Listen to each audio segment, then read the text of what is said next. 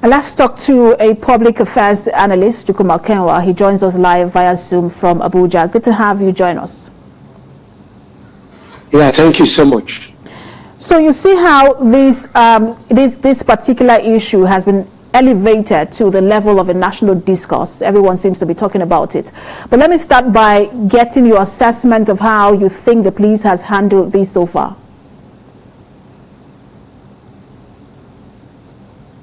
Well, I think it's unprecedented, but at the same time commendable. Within the past 96 hours of FBI's indictment, we see like a quick swing into action, starting by the setting up a panel, to the suspension, and now we even have the replacement of Abba Kyari, and that's quite commendable. And we do hope that with this new wave we've seen with the police, they will swing into all of the speed that is required to ensure that, you know, they come up with a conclusive report within the shortest time possible. So I did talk about how this is now a national discourse, and when you look at the conversation ongoing, there seem to be two sides. Some people think that it's fine that he's investigated here, since Nigeria is a sovereign nation, before taking further action. But there are those who say, look, if he has no case to answer, he should be extradited to the U.S. so to face the grand jury once, for investigation by the FBI once and for all. What side are you leaning in this? Well, I think I share both views, but then, however, one of the views seems to impress me the more, and that is the fact that as a super cop, if he feels that in any way he is not indicted, then what is expected of him is to make clean his slate, you know, by taking the next available flight to appear in the U.S. to make clean his slate and say, this is the much I know about this. For crying out loud, U.S. has not in any way through maybe a court injunction without hearing from him, declared him guilty. He still have that opportunity of fair hearing. And of course, he has a background, and I know Nigeria as a nation is interested. Interesting aspect of it is the fact that he is not just a serving police officer, but a celebrated one. So there should be that confidence. But then on the part of police, doing their due diligence, looking into the matter as a sovereign nation is expected of us, or being the fact that the nation's integrity is at stake. And the police force before now failed in its responsibility in first discovering a hush puppy, you know, a fraudster of international repute, was not discovered with all of the security architecture of the nation.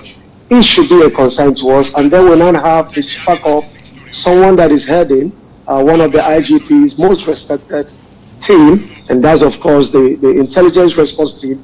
So if you have all of these accusations, and then some Nigerians coming up to say, well, you see before now there have been petitions against him, but it seemed not that it was not looked into. So one would also wonder, is the Nigerian police force getting interested, the Police Service Commission, in this particular one? Because of course FBI is involved, and we know that FBI is detailed. They understand all of the bases in terms of crime detection. And of course, I'm sure they're not going to stop at nothing in uncovering all the truths behind this particular case. Mr. Okenwa, let me quickly state here before I ask you my final question. There is presumption of innocence here. He's not been proven guilty. But I want to ask you what you think that this means for us as a country, especially when you look at the high-profile cases in the last few years or few months. In Victus Obi, he's been there, Hush Puppy. These all have to do with Nigerians. And then someone in the police force also been linked to something like this. What does this mean for us as a country? I mean, it should be a moment of reflection to really look within, because even though like Mr. Kyari has not been declared guilty by a court of competent jurisdiction, the fact remains that his quick swing into response, you know, trying to like also like even collaborate issues in terms of the claims of the accusation that he has to place like jail someone for 1 month. And so you see, I didn't just jail the person because I was paid to do so, but Hush Puppy reached out to me and alleged that the family was under threat. So that alone shows there was a communication between Hush Puppy. And also, he was able to agree to the fact that some transfers was made, however, not for what FBI claimed.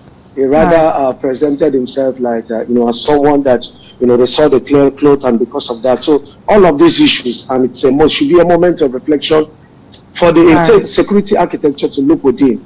Very, very important. Thank you so much for helping us make sense of this. Public Affairs Analyst Chukuma Okenwa. Thank you.